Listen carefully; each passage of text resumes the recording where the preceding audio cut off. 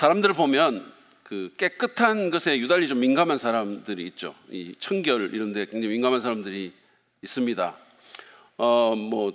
예를 들어서 저희 집사람 같은 경우가 그런 경우입니다. 깨끗한 거를 엄청나게 신경을 쓰기 때문에 저희 집은 거의 대부분 깨끗합니다. 제가 어질지 않으면 거의 그냥 깨끗하고, 지저분한 거를 싫어하기 때문에 물건 같은 게 별로 없어요. 일단. 그리고 부엌에도 이렇게 보면 언제나 깨끗하고, 부엌에 선반이라든지 상판 같은 데도 깨끗합니다. 그래서 이렇게 거기 믹서기나 토스터기 이런 것도 그냥 없어요. 아무것도 없어요. 물건도 이렇게 놔두면 그냥 놔두지 않고 딱 정리 정돈을 해서 놔두시죠. 그래서 생수병 같은 것도 이렇게 여러 개가 있을 수 있잖아요. 그러면 크기가 다르면 크기대로 이렇게 딱 하고, 모양이 다르면 모양대로, 사각형 생수병은 사각형대로, 동그란 건 동그란 대로 딱 정리해 놓으십니다. 대단한 분이 아닐 수 없어요. 유명한 사람들 중에는 그 농구 대표 출신 서장훈 씨가 저희 집사람과인 것 같은데, 제가 보니까 우리 사람보다 좀 더 심한 것 같아요. 이분은 너무 깨끗한 것에 이게 정말 집착을 해가지고 사람들을 집에 초대하지도 않는다는 거예요. 왜냐하면 초대하면 이게 어질러지니까. 그러니까 사람들을 집에 초대하지도 않고 샤워를 하면 1시간 정도 한대요. 그러니까 씻어도 또 덜 씻은 것 같고 이렇게 계속 씻는 거죠. 그 정도로 아주 깨끗한 거를 좋아하는, 거기에 강박적인 그런 게 있는 분인 것 같은데, 당연히 이분이 싫어하는 사람은 더러운 사람이죠.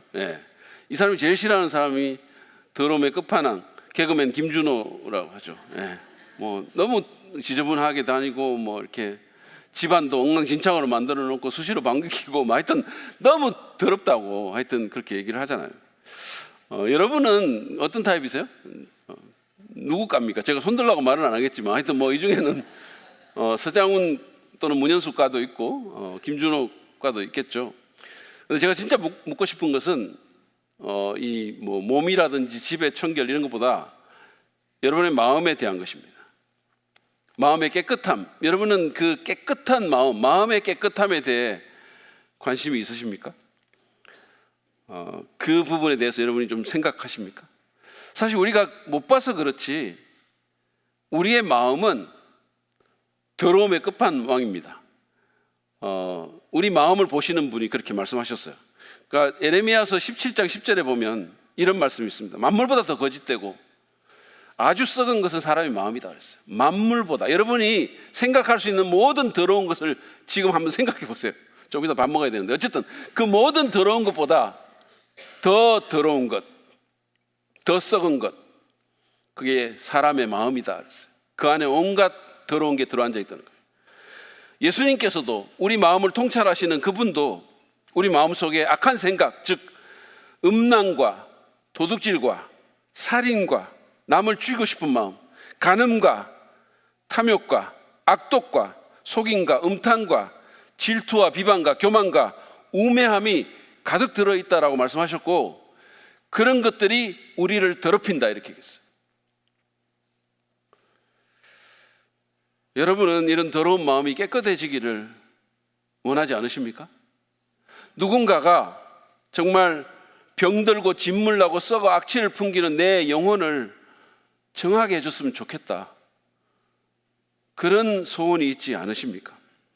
오늘 마가복음 8번째 시간에 저희가 드디어 마가복음 1장을 오늘 끝냅니다.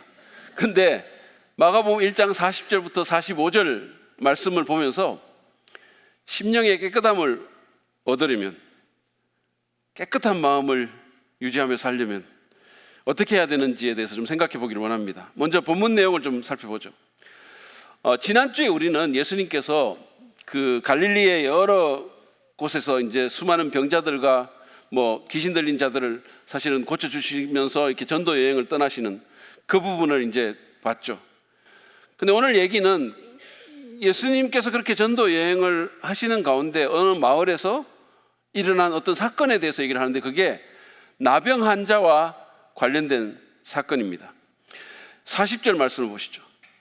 나병 환자 한 사람이 예수께로 와서 그 앞에 무릎을 꿇고 간청하였다. 선생님께서 하고자 하시면 나를 깨끗하게 해주실 수 있습니다. 한 나병 환자가 예수님께 왔습니다. 근데 의사인 누가에 의하면, 누가복음에도 이 같은 기록이 있는데, 그 누가에 의하면 이 사람이 온 몸이 나병으로 덮인 중증 환자였습니다. 그 모습을 여러분 한번 생각해 보시기 바랍니다. 상상해 보십시오. 그 냄새와 그 악취와 그 모습을 한번 생각해 보세요. 그런 사람이 예수님에게 온 것입니다. 여러분은 이렇게 말을 해도 전혀 동요가 없고 전혀 놀라지도 않으시죠. 그런데 이거는 사실은 매우 놀라운 일입니다. 지금 사실은 기준으로 봐도 나병 환자가, 중증 나병 환자가 정상인의 삶 가운데 와서 그 앞에 딱 오는 것은 좀 충격적일 수 있어요. 근데 당시에 예수님 시대의 그 사회의 기준으로 보면 이거는 있을 수가 없는 일이에요. 왜냐하면 구약 성경의 그 율법에 의하면 어떤 사람이 나병에 걸리면 그 나병에 걸린 사람 그 자체가 부정해지는 것, 그걸로 끝나는 게 아니라 그 사람과 접촉하는 모든 사람들이 다 부정해지는 거예요. 우리도 왜 부정탄다 이런 말을 하잖아요. 근데 사실은 그거보다 훨씬 더 엄격한 개념이에요. 그래서 일단 사람이 나병에 걸리면 그 사람이 부정해지기 때문에 의식상 가족과 친구들 그리고 공동체에서 다 격리가 돼야 됩니다. 거기서 떠나야 돼요.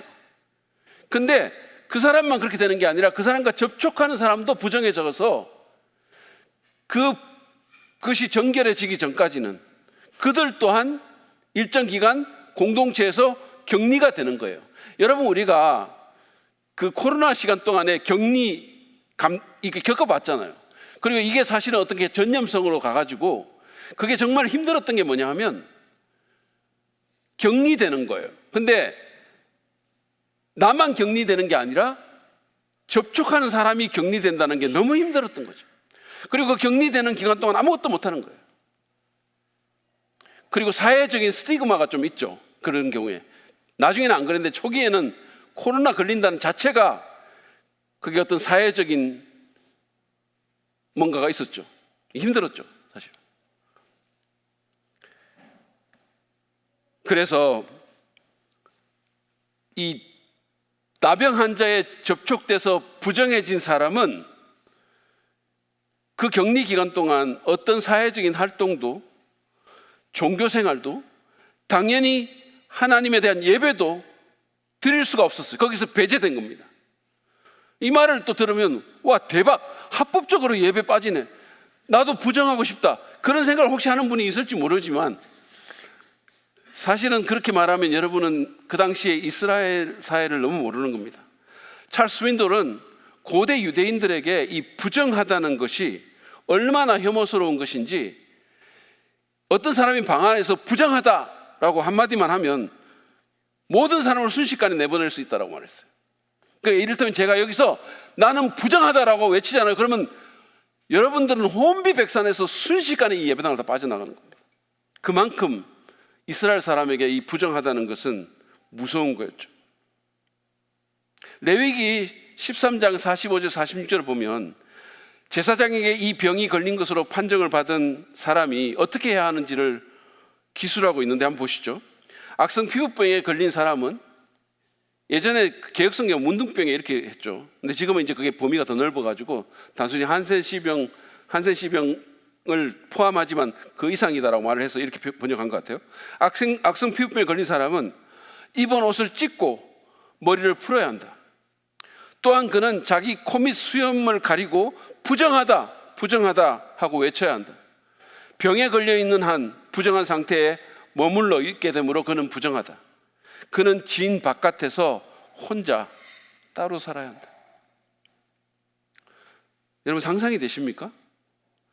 이를테면 제가 이 병에 걸렸다고 한번 생각해 보지 마시고 왜 저를 생각합니까? 허전사가 걸렸다고 한번 생각해 보세요. 어느 날 우리 허전사님에게 종기가 나고 살갗이 우묵하게 파이면서 뭔가 이상한 증세가 있어서 검사를 받았는데 나병으로 판정이 됐어요. 그러면은 즉시 그는 가족을 떠나야 돼요. 즉시. 그래서 인적이 없는 도마교동 저 언저리 어디 꿀다리 밑에 혼자 가야 됩니다. 한번 생각해 보세요. 이제 다시는 사모님을 만날 수가 없어요. 근데 웃고 있다. 지금 그 얘기 하는데. 뭐 그거는 괜찮다라고 생각하시는 것 같아요.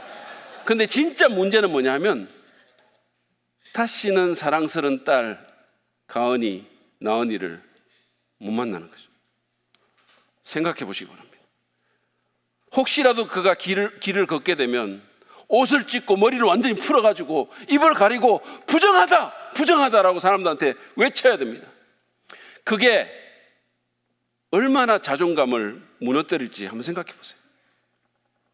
가족들이 너무 그리워서 멀리서라도 한번 그 모습을 보려고 사람들이 많이 다니는 길가로 이 앞으로 나왔다가 돌 맞죠. 돌 맞아요. 얼마 전까지 같이 예배를 드리던, 같이 찬양팀도 하던, 이 송정 마을에 있던 뭐 이지연 자매 같은 사람이 돌을 던지는 거죠. 여기서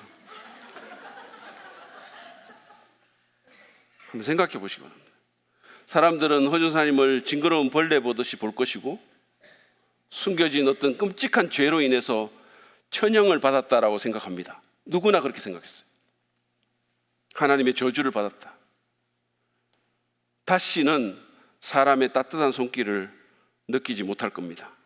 살았지만 죽은 것처럼 살게 되는 거죠. 여러분, 배너라는 영화 혹시 보셨어요? 거기 보면 배너의 그 엄마하고 아마 누이가 그 병에 걸려가지고 저 어디 외딴데 막 정말 그 끔찍한 모습으로 있는데 사람들이 음식을 멀리서 던져주는 거죠. 거리가 일정한 거리 이상 다가가면 안 되죠. 그 비참한 모습이 생각날 겁니다. 실제로 1세기의 유대인 역사가인 요세푸스는 그 당시의 사람들이 나병 환자를 죽은 사람 취급했다라고 얘기를 합니다. 그리고 심지어는 중세 교회에서조차도 어떤 사람이 나병에 걸리면 사제가 성당에서 그 사람을 위한 장례식을 드리는 거예요. 장례 예배를 드리는 거죠. 그러니까 살았지만 죽은 겁니다. 나병에 걸리면 사회적인 사형 선고를 받는 것과 같아요. 이와 같은 배척과 접촉에 인한 어떤 전염, 그것에 대한 두려움, 그리고 부정해진다는 것에 대한 두려움, 그리고 이 병에 걸리면 서서히 고통스럽게 죽어간다는 것에 대한 이유로 나병은 고대 사회에서 가장 무서운, 가장 두려운 질병이 되었습니다. 나병 환자는 소망이 없는 자였고 그냥 산 송장과 같았어요. 본문에 나온 이 나병 환자의 비참함이 여러분 한번 느껴지십니까? 근데 그런 사람이 지금 예수님께 온 거예요. 그는 사람들과 거리를 유지하라는 구약 성경의 요구를 무시했고 부정하다를 부르짖지도 않았어요. 그리고는 예수님께 바로 온 겁니다. 그만큼 절박했어였겠죠. 예수님이 그의 마지막 희망이었습니다. 그는 갈릴리 전역에 퍼진 예수님의 소문을 아마 들었을 거예요. 그분이 모든 질병을 고쳐주시고 귀신을 쫓아내신다는 그 소문을 어떻게든 들었을 것 같아요. 그래서 그렇다면 내 문제도 해결해 줄 수 있지 않을까, 그런 믿음이 생겼어요. 그래서 그는 일생일대의 용기를 내서 어떻게 보면 죽음을 각오하고 예수님께 나와서 그 앞에 무릎을 꿇고 간청합니다. 선생님께서 하고자 하시면 나를 깨끗하게 해주실 수 있습니다. 이 사람은 예수님의 능력을 의심하지 않았어요. 사실은 구약 성경에 보면 이 나병이 고쳐진 사례가 한 두세 개가 나오는데 전부 하나님께서 하시는 거예요. 그러니까 믿음이 대단한 거죠. 예수님께서 하실 수 있다고 믿었어요. 근데 그가 몰랐던 것은 예수님의 의도에 대한 것이었습니다. 예수님이 과연 나 같은 인간의 그 문제도 해결해 줄 수 있을까? 아니, 그게 아니고 있을까가 아니고 해결해 주기를 원하실까? 그 의도를 몰랐던 거죠. 나 같은 사람에게도 신경 쓰실까? 나 같은 사람을 받아주실까? 거기에 대한 물음표가 있었던 거예요. 당시의 통념상 하나님의 저주를 받은 부정한 이 나병 환자 같은 이 더러운 사람을 예수님과 같은 거룩한 하나님의 사람이 받아주실지 확신할 수가 없었던 겁니다. 그래서 선생님께서 하고자 하시면 이라는 단서를 달았던 거죠. 주께서 원하시면 나를 고쳐줄 수 있습니다. 아니, 나를 깨끗게 하실 수 있습니다. 그래서 사실은 이게 저의 주의를 끈 용어예요. 여러분, 나병 환자가 예수님께 와서 당신이 원하시면 나를 고쳐주십시오 이렇게 말할 수 있잖아요. 근데 그는 고쳐달라는 용어 대신에 깨끗게 해달라는 용어를 썼습니다. 다시 말해서 의학적인 용어가 아니라 종교적인 용어를 쓴 거예요. 그는 자신의 문제를 육체적인 질병 이상으로 보았음에 틀림이 없습니다. 그 당시에 사실은 이 나병은 하나님의 저주와 연관된 그런 것으로 많이 여겨졌고, 어쩌면 이 사람의 삶 가운데 어떤 죄가 있어서 실제로 그랬을지도 모르죠. 어쨌든 그는 자기를 깨끗게 해달라고 주님께 부탁합니다. 그냥 본 것보다는 더 깊이 본 것이죠. 예수님은 어떻게 하셨을까요? 41절 앞부분입니다. 예수께서 그를 불쌍히 여기시고 손을 내밀어 그에게 대시고. 예수님께서 그를 불쌍히 여기셨다라고 말합니다. 사실은 그냥 인간적인 반응으로 보면 이런 반응이 나올 수가 없는 거잖아요. 여러분, 물론 뭐 불쌍한 마음이 전혀 없진 않겠지만, 우리가 만약에 그런 사람을 본다면, 온몸이 나병으로 뒤덮인 그런 사람을 본다면 우리의 본능적인 반응은 물러서겠죠. 흠칫하고. 한국 교회에서 가장 존경받는 옥하는 목사님이 예전에 소록도에 처음 가서 집회를 인도하셨을 때 그분이 그랬어요. 자기가 첫날에는 그 회중들의 얼굴을 쳐다볼 수가 없었다. 이게 당연히 쳐다봐야 되는데 얼굴이 도저히 이게 안 가더라는 거예요. 눈길이. 만지는 거는 말할 것도 없고. 그 혐오스럽고 냄새나고 모든 사람이 피하거나 돌을 던질 수 있는 그 사람을, 근데 예수님은 불쌍히 여기셨다 그랬어요. 근데 여기 불쌍히 여기셨다라고 번역된 그 헬라어 단어는 창자나 폐나 심장과 같은 내부 장기를 뜻하는 이 스플랑크논이라는 단어에서 나온 스플랑크니조마이라는 단어입니다. 그러니까 이게 어원과 연결해서 설명을 드리자면 창자가 뒤틀리는 아픔을 느꼈다, 또는 억장이 무너지는 그런 마음을 가졌다는 거예요. 이 사람을 보고 예수님이 그랬다는 거예요. 예수님의 마음 깊숙이에서 긍휼함이 끌어올랐습니다. 그래서 그분은 당시에 그 누구도 하지 않는 놀라운 일을 한 겁니다. 그의 몸에 손을 대신 거예요. 상상해 보십시오. 예수님께서 그 환자의 더러운 몸에 손을 대셨을 때 그 모습이 군중들에게 어떻게 비춰졌을까요? 아마 그들은 놀라서 그냥 벌어진 입을 다물 수가 없었을 겁니다. 어떤 사람은 화가 머리 끝까지 나가지고 그냥 거기서 떠났을지도 몰라요. 어떤 사람은 그 문둥병자를 향해서 막 돌을 들려고 하는 찰나에 이 모습을 봤을 수도 있어요.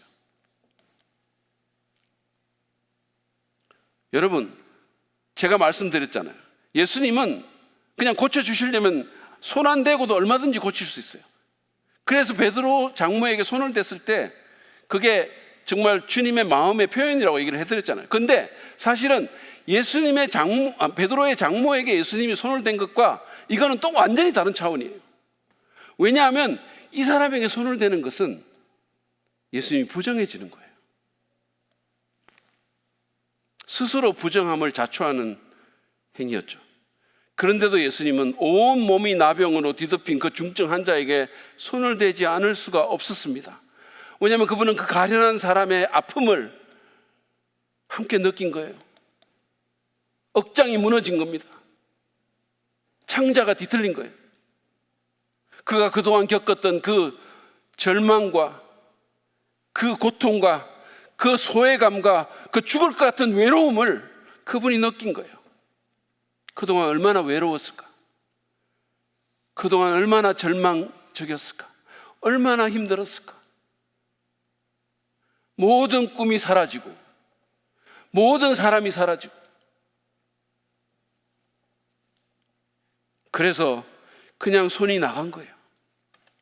의식법적으로 부정해짐에도 불구하고. 여러분, 그 사람은 도대체 얼마 만에 사람의 따뜻한 손길을 느낀 걸까요? 도대체 몇 년 만에? 그 터치가 얼마나 황홀했을까요? 한번 생각해 보시기 바랍니다. 그런 다음에 예수님이 이렇게 말씀합니다. 그렇게 해주마.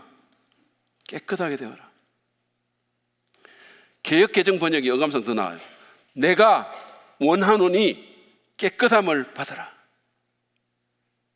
내가 원하노니. 주님이 원하신다라고 했어요. 그가 깨끗해지는 것을 예수님께서 정말로 원하신다는 거예요. 여러분, 예수님은 우리가 깨끗해지는 것을 너무도 원하십니다. 여러분과 제가 영혼과 마음이, 삶이 깨끗해지는 것을 주님께서 너무도 원하시는 거예요. 그 따뜻한 터치와 그 말씀만으로도 족하다는 생각이 들지 않았을까요? 근데 사실은 더 좋은 것은 아직 남아있었죠. 42절입니다. 곧 나병이 그에게서 떠나고 그는 깨끗하게 되었다. 할렐루야. 곧 그랬어요. 시간이 걸린 것도 아닙니다. 예수님께서 그의 그 더러운 몸에 손을 대고, 그리고는 내가 원하노니 깨끗함을 입어라라고 말하는 그 순간에 바로 그는 깨끗하게 됐어요. 나병이 떠나가고 그는 깨끗하게 됐습니다. 저는 이 부분도 주목해서 봤어요. 나병이 그에게서 떠나고는 물리적인 또는 육체적인 서술이죠. 그는 깨끗하게 되었다라는 것은 종교적인 서술입니다. 병에서 나았을 뿐만 아니라 더러움에서 깨끗해진 거예요. 주님 말씀의 권능을 보십시오. 근데 더 놀라운 것은 예수님께서 구약에 있는 이 부정함의 방향을 완전히 역전시켰다는 거예요. 여러분, 구약 율법에 의하면 부정한 자가 일반 사람을 터치하면 그 사람이 부정하게 되거든요. 그러면 사실은 이렇게 되면 터치가 이루어졌기 때문에 예수님이 부정하게 돼야 돼요. 근데 이 경우는 어떻게 됐냐면 부정한 자와 정한 자가 터치가 됐는데 그 정한 자가 부정해진 게 아니라 오히려 부정한 자가 정해진 거예요. 이해 가십니까? 그게 예수와 종교가 다른 점이고 그게 복음의 능력입니다. 그렇게 하심으로 그분은 하나님 나라 안에서 예언된 대로 율법을 완성케 하신 거죠. 완전하게 하신 겁니다. 여러분, 우리가 아무리 더러워도, 우리의 과거가 아무리 엉망이라도, 내면이 아무리 병들었어도 상관없어요. 누구든지 믿음으로 예수님과 접촉하면 우리는 깨끗하게 됩니다. 주님이 우리를 깨끗하게 하십니다. 마치 아무런 문제도 없었던 것처럼. 43절에서 44절은 이 남자에 대한 예수님의 명령입니다. 예수께서 단단히 이르시고 곧 그를 보내셨다.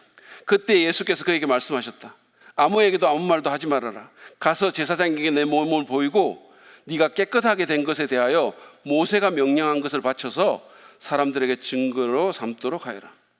예수님이 여기서 두 가지의 명령을 주셨어요. 하나는 아무 말도 하지 말라는 거고, 다른 하나는 제사장에게 보이라는 거예요. 그러니까 아무 말도 하지 말라는 것은 하나님 나라의 복음을 전하는 예수님의 이 중차대한 사역이 선정적인 소문으로 방해받기를 주님이 원하지 않으셨기 때문이에요. 주님은 그래서 자꾸만 이런 식의 어떤 센세이셔널한 어떤 그런 소문이 퍼지기를 원치 않으셨어요. 그게 참 우리랑 다른 것 같아요.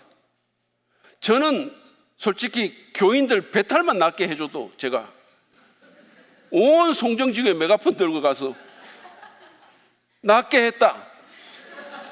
누가? 내가, 이재기가. 뭐 이랬을 것 같아요. 아니면 약간 조금 은근슬쩍 이렇게 교육자들한테 말해가지고 좀 말하도록 홈페이지 올리고. 예수님 안 그랬어요. 예수님은 그런 것에 흔들리지 않으셨어요. 그리고 제사장의 보이라는 것은 그렇게 해야 그가 공동체에 완전히 복귀할 수 있기 때문입니다. 구약의 율법에 의하면 나병 환자가 치유되었을 경우에 제사장에게 몸을 보이고 완치 판정을 받은 후에 정결 예식을 치릅니다. 그리고 그 후에 가정으로, 사회로, 예배 공동체로 복귀될 수가 있었죠. 여기서 예수님이 모세가 명령한 것을 바치라고 한 것은 바로 그 제물을 얘기하는 거죠. 그 정결 예식에 필요한 제물을 바치라는 겁니다. 예수님은 그가 단순히 육체적인 치유를 경험하는 것을 넘어서 사회적으로, 아니 종교적으로 하나님의 예배 공동체에 온전하게 회복되기를 원하신 거예요. 이 명령에 대해서 이 남자가 어떻게 반응했을까요? 45절은 그가 한 일과 그 행동에 대한 결과를 적고 있습니다. 보시죠. 그러나 그는 나가서 모든 일을 널리 알리고 그 이야기를 퍼뜨렸다. 그러므로 예수께서는 드러나게 동네로 들어가지 못하시고 바깥 외딴 곳에 머물러 계셨다. 그래도 사람들이 사방에서 예수께로 모여들었다. 이 남자는 온 사방에 이 얘기를 퍼뜨렸어요. 예수님께서 엄히 그렇게 하지 말라고 했는데 온 사방에 이 얘기를 퍼뜨렸어요. 여러분, 이런 말이 있어요.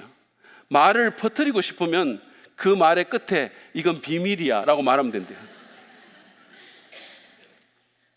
사람들은 하지 말라고 하면 뭔가 하고 싶은 그런 심리가 있잖아요. 거기다 이 사람은 자기에게 일어난 그 일이 너무 엄청났기 때문에 도저히 가만히 있을 수가 없었던 거예요. 좀 이해가 가는 부분이 있어요. 이게 보통 일입니까? 여러분 생각해 보세요. 수년, 아니면 몇십 년이 될 수도 있어요. 가족을 떠나서 혼자서 격리돼서 절망과 외로움 가운데서 있던 사람이 완전히 회복됐는데, 완전히 깨끗해졌는데 어떻게 가만히 있을 수 있겠어요? 어떻게? 그래서 사방에 말을 하고 다닌 겁니다. 워렌 USB는 이렇게 말을 했어요. 예수님은 이 사람에게 침묵하라고 하셨는데 그는 모두에게 얘기를 했고, 우리에게는 모두에게 얘기를 하라고 하셨는데 우리는 침묵하고 있다. 아무튼 이 남자의 불순종으로 인해서 예수님은 더 이상 자유롭게 다닐 수가 없게 됩니다. 물론 하나님의 계획이 근본적으로 방해를 받았다는 것은 아니지만 좀 복잡하게 된 거죠. 그래서 그분은 외딴 곳에 머물렀는데 그럼에도 불구하고 사람들이 사방에서 그분에게 모여들었습니다. 이것이 오늘 우리의 얘기이죠. 그러면 이 얘기가 마음의 깨끗함을 원하는, 심령의 정결함을 원하는 우리에게 주시는 교훈이 무엇일까요? 제가 두 가지로 여러분에게 말씀을 드리려고 합니다. 첫째, 우리는 우리 자신의 상태에 대해서 깊이 인식해야 됩니다. 특별히 우리 자신의 그 부정적인 상태, 우리 내면의 부정적인 상태와 그 위험성을 깊이 정확하게 인식하고 깨닫고 알아야 합니다. 본문의 이 남자가 온갖 위험을 무릅쓰고 예수님에게 온 것은 자신의 절망적인 상태를 깊이 인식했기 때문이에요.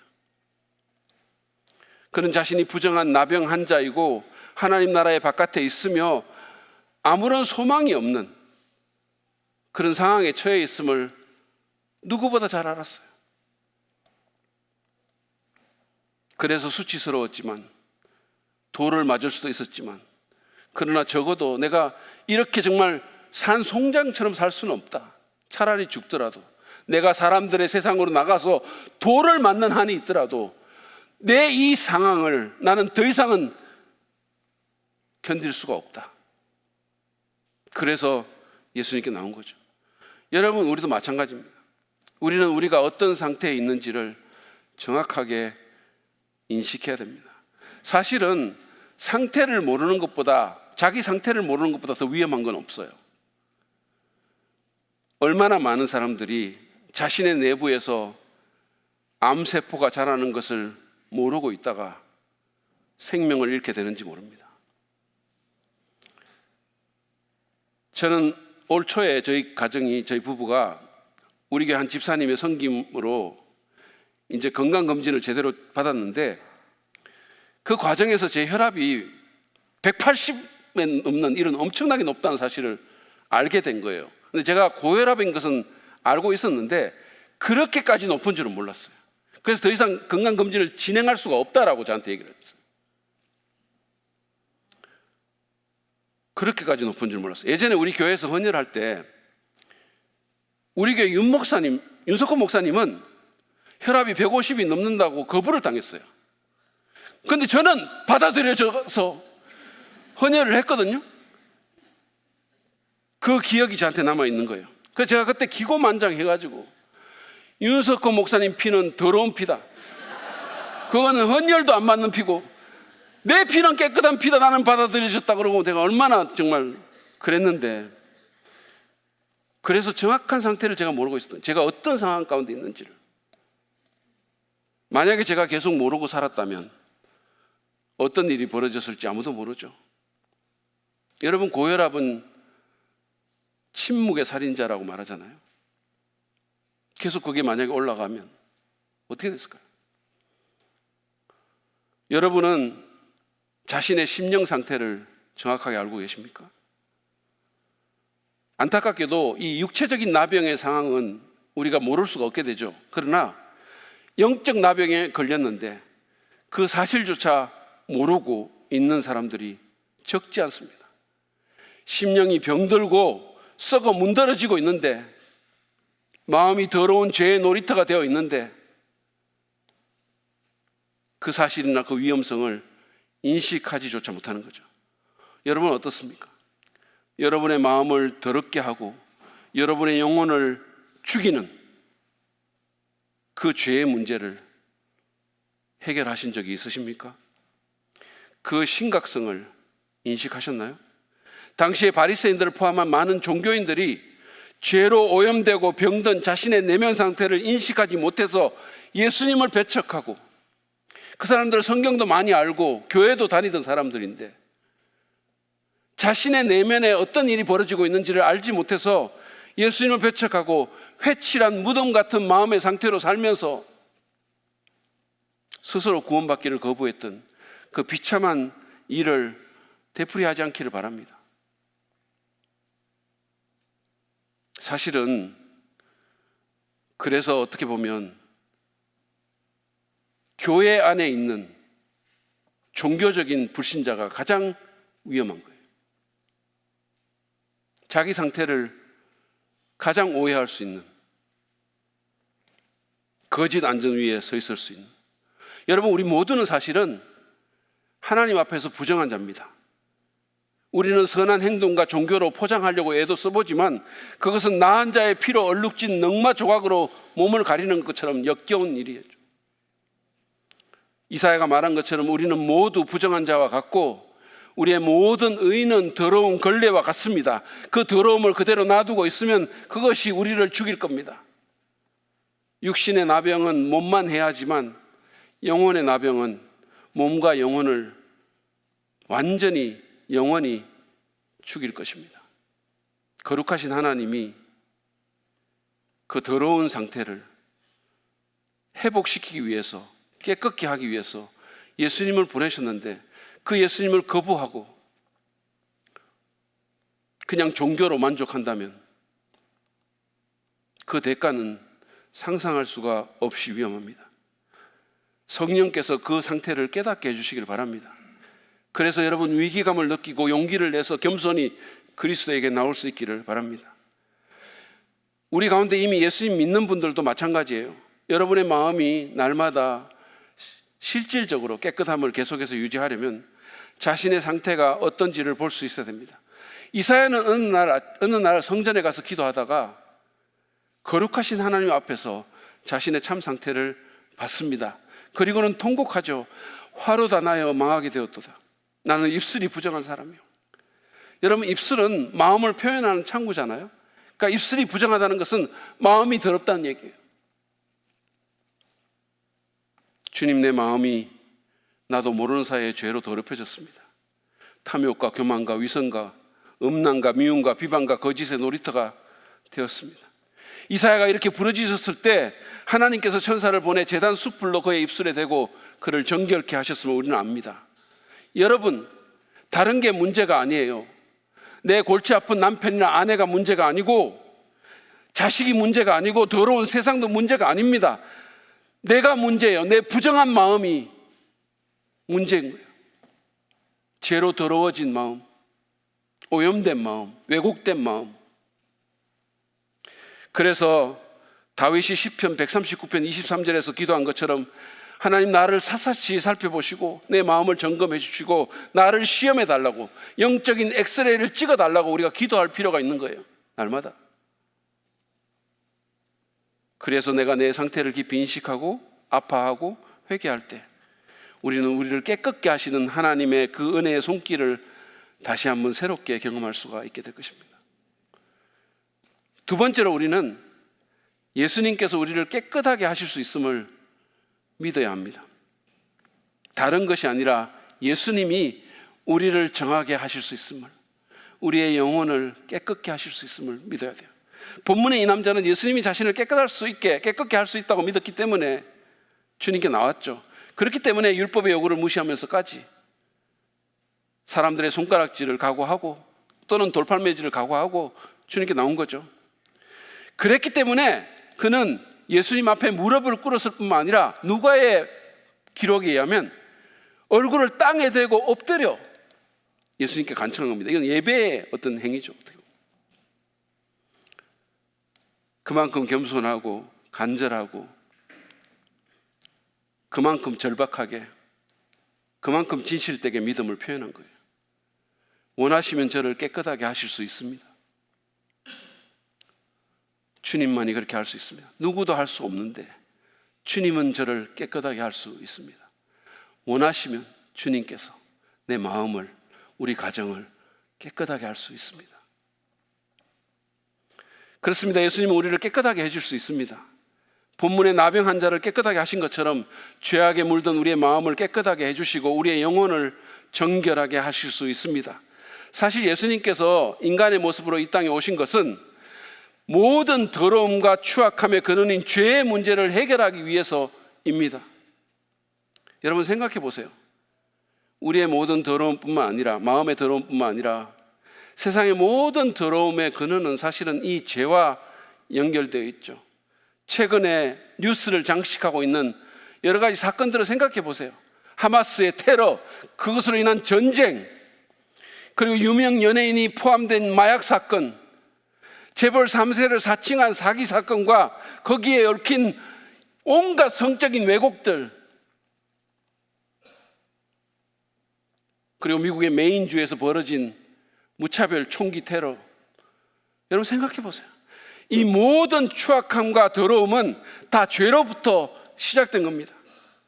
예수님은 이 문제를 해결하고 우리를 죄에서 구원하시기 위해서 우리 대신 우리의 모든 죄를 지고 십자가에 달려 죽으심으로써 죄의 권세를 무력하게 하시고 당신을 믿는 모든 자를 깨끗하게 하셨어요.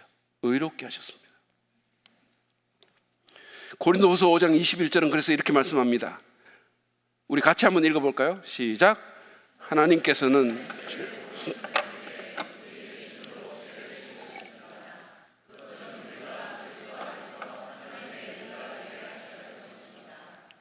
옛날 개혁성경에 의하면 죄를 알지도 못하는 분에게 죄를 뒤집어 씌웠다 그랬어요. 우리 대신 우리의 그 모든 더럽고 추악한 죄를 그분에게 뒤집어 씌우시고 그분의 완벽한 의가 죄덩어리인 우리에게 전가가 된 겁니다. 우리의 처지와 그분의 처지가 뒤바뀐 거예요. 그런데 오늘 본문에도 보면 그런 개념이 나옵니다.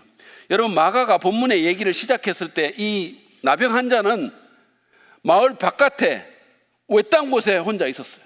그리고 예수님은 마을 안에 계셨습니다. 그런데 얘기의 마지막에 보면 예수님이 바깥 외딴 곳에 계시고 이 사람은 예수님 때문에 자유롭게 마을을 돌아다닐 수 있게 된 거죠. 주님이 우리와 자리를 바꾸신 거예요. 주님이 우리와 자리를 바꿔서 우리가 달릴 십자가에 그분이 달리셔서 스스로 나무에 달린 부정한 자의 위치에 처하시고 우리는 그분으로 인해서 깨끗하게 될 수 있는 겁니다. 믿으시기 바랍니다. 혹시 아직 예수님을 믿지 않는 분이 우리 가운데 있으십니까? 이 시간에 믿음으로 예수님께 나오십시오. 예수님이 내 모든 죄와 그 죄에 물든 이 마음을 깨끗하게 해주실 수 있음을 믿습니다라고 고백하면서 주님의 도우심을 구하십시오. 그 어떤 것도, 교육도, 돈도, 성공도, 현대 문명도 그 어떤 것도 여러분의 마음의 문제를 해결할 수 없어요. 여러분의 영적 도덕적인 문제들, 여러분이 밤에 자려고 누웠을 때 여러분을 기분 나쁘게 만드는 그 불안감, 그 누구도 해결할 수 없습니다. 예수님만이 해결할 수 있어요. 그분만이 우리를 깨끗게 할 수 있습니다. 이 나병 환자를 불쌍히 여기시고 그에게 손을 대시고 그를 깨끗하게 하신 우리 주님께서 우리에게도 동일한 은혜를 베푸실 것입니다. 새 마음을 주시고 구원의 은총을 주실 것입니다. 이미 예수님을 믿는 분들도 마찬가지예요. 언제나 우리가 믿음으로 깨끗게 하시는 주님 바라보고 이 시간에 주님께 나오시기 바랍니다. 주님은 우리의 문제를 해결할 수 있어요. 그분은 우리의 영적인 질병을 치유하시고 우리를 새롭게 할 수 있습니다. 세파의 더러워진 마음을 정결케 할 수 있습니다. 여러분, 우리의 문제는 돈이 없어서가 아니고요, 몸이 병든 것도 아닙니다. 재능이나 능력이 남보다 부족한 것도 아니고 더러운 정치 문제도 아닙니다. 영적 나병에 감염된 내 영혼이 문제인 거예요. 그게 문제인 거예요. 세상의 풍조와 제약으로 오염된 내 마음이 문제인 거예요. 세상 사랑, 하나님보다 다른 것을 더 사랑하게 된 그 우상 숭배로 말미암아 더러워진 내 심령이 가장 큰 문제입니다. 그러므로 이 시간에 주님 앞에 나와서 믿음으로 구합시다. 주님, 내 안에 선한 것 없습니다. 내 안에 정한 것 없습니다. 내 병든 영혼을 고쳐주시고 더러워진 내 마음에 다시 한번 손대시고 깨끗해 주옵소서. 깨끗게 하옵소서. 삐뚤어진 성격, 마음의 상처, 위선과 교만, 탐욕과 음란, 자기의와 같은 이 모든 더러운 것들을 주님 정결케 하옵소서. 불쌍히 여겨 주옵소서. 주님께서 도우실 것입니다. 그리고 우리 안에 정한 마음을 창조하실 것입니다. 오늘 우리는 예수님께 나온 그 나병 환자의 얘기를 통해서 심령의 깨끗함을 위해서 나 자신의 영적인 내면적인 상태에 그 상태를 깊이 인식하고 그 위험성을 깨닫고 예수님께서 나를 깨끗게 하실 수 있는 분이심을 믿어야 한다는 교훈을 배웠습니다. 여러분이 진짜로 이 교훈을 믿으시기를 저는 바랍니다. 예수님만이 우리의 소망이에요. 예수님만이 이 문제를 해결할 수 있어요. 이 시간에 성령께서 우리의 마음을 감동시켜 주시길 바랍니다. 죄를 깨닫게 하시고 영혼의 부정함을 보게 하셔서 간절한 마음과 믿음으로 주님께 나오기 바랍니다.